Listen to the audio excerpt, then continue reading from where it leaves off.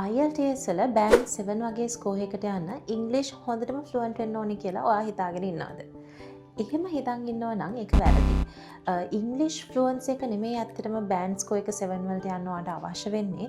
ඔයාගේ එක්සැමිනර් මොනවද ඔයාගේ එක්ස්පෙක්ට් කරන්නේ කියලා ඔයා හරියටම දැනගෙන ඉන්න එක තමයි බෑන්ඩ් 7 වගේ ස්කෝර් එකකට යන්න තියෙන සීක්‍රට් එක. ස්මාර්ට් ලැබ්ස් අපි අද කතා කරමු IELTS බෑන්ඩ් 7 ගත්ත අපේ ස්ටුඩන්ට්ස්ලා යූස් කරපු ස්ට්‍රැටජිස් පහක්. ෆස්ට් ස්ට්‍රැටජි එක බෑන්ඩ් ඩිස්ක්‍රිප්ටර්ස්. බෑන්ඩ් ඩිස්ක්‍රිප්ටර්ස් කියලා කියන්නේ IELTS වල ඔයාට ලකුණු දෙන ක්‍රයිටීරියාස් මොනවද කියන එක.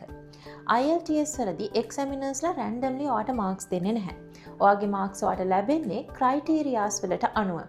ඔයාගේ ග්‍රැමර්, වොකැබුලරි, කොහෙරන්ස් ඔන්න ඔය වගේ ක්‍රයිටීරියාස් කිහිපයක් තියෙනවා එක්සැමිනර්ස්ලා ඔයාට මාර්ක්ස් දෙන. ඔය ටික දැනගන්න එක හරිම ඉම්පෝර්ටන්ට්. ඒව දැනගන්නේ නැතුව එක්සෑම් එකට යනවා කියන්නේ ඔයා බ්ලයින්ඩ්ලි එක්සෑම් එක ෆේස් කරනවා කියන එක. සෙකන්ඩ් ස්ට්‍රැටජි එක කටපාඩම් කරපු එසේ සහ ස්පීකිංగ్ ආන්සර්ස් යූස් නොකරන එක. ගොඩක් එක්සැමිනර්ස්ලට හොඳ ප්‍රැක්ටිස් එකක් තියෙනවා ඉක්මනට අයිඩෙන්ටිෆයි කරගන්න කටපාඩම් කරපු ආන්සර් එකක්. එහෙමත් නැත්නම් කටපාඩම් කරපු ස්පීකිං ආන්සර් එකක් අයිඩෙන්ටිෆයි කරගන්න යාලට හැකියාව තියෙනවා. එතකොට ඕගොල්ලෝ කරන්න ඕනේ මෙන්න මේ කටපාඩම් කරපු ආන්සර්ස් වෙනුවට නැචරල් ෆ්ලෝ එකකින් ඔයාගේ එක්ස්පීරියන්ස් ෂෙයා කරන්න ඉගෙන ගන්න එක. තර්ඩ් ස්ට්‍රැටජි එක තමයි වොකැබුලරි කොන්ටෙක්ස්ට් එකකට අනුව යූස් කරන්න ඉගෙන ගන්න එක. ගොඩක් ස්ටුඩන්ට්ස්ට වරදින්නේ ඒගොල්ලෝ කටපාඩම් කරපු වර්ඩ්ස් ලිස්ට් එහෙමත් නැත්නම් කටපාඩම් කරපු ෆ්‍රේසස් කොන්ටෙක්ස්ට් එකක් දන්නේ නැතුව ලියද්දි යූස් කරනවා ස්පීකිං වලදී යූස් කරනවා.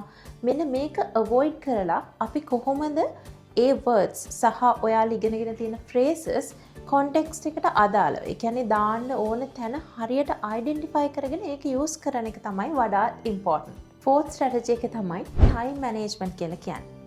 එක්සෑම් එකක් ක්ලියර්ලි ඔයාලා ඇත්තටම කොන්ටෙක්ස්ට් එකේ ෆේස් කරන විදියට ඉමෑජින් කරගෙන ටයිම් මැනේජ් කරන විදිය ප්‍රැක්ටිස් කරන්න ඕනේ. හොඳටම ඉංග්‍රීසි දන්න හොඳටම ප්‍රැක්ටිස් වෙලා යන ස්ටුඩන්ට්ස්ලට උනත් ටයිම් එක මදි වෙනවා අන්තිමට එක්සෑම් එක ලියන්න. ඒ නිසා very important ඕගොල්ලෝ ටයිම් එක මැනේජ් කරලා ඇත්තම එක්සෑම් එක ලියන විදියට ප්‍රැක්ටිස් කරන එක. ෆයිනල් ස්ට්‍රැටජි එක තමයි ප්‍රොෆෙෂනල් ෆීඩ්බැක් ලබා ගන්න එක.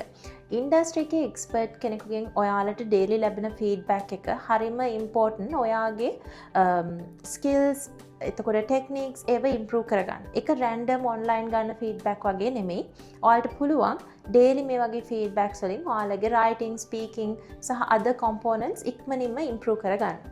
බෑන්ඩ් 7 කියන්නේ ඔයාගේ ඩ්‍රීම් එක නම් ඔයාටත් පුළුවන් ස්මාර්ට් ලැබ්ස් එක එකතු වෙලා ඔයාගේ ටාගට් එකට යන්න.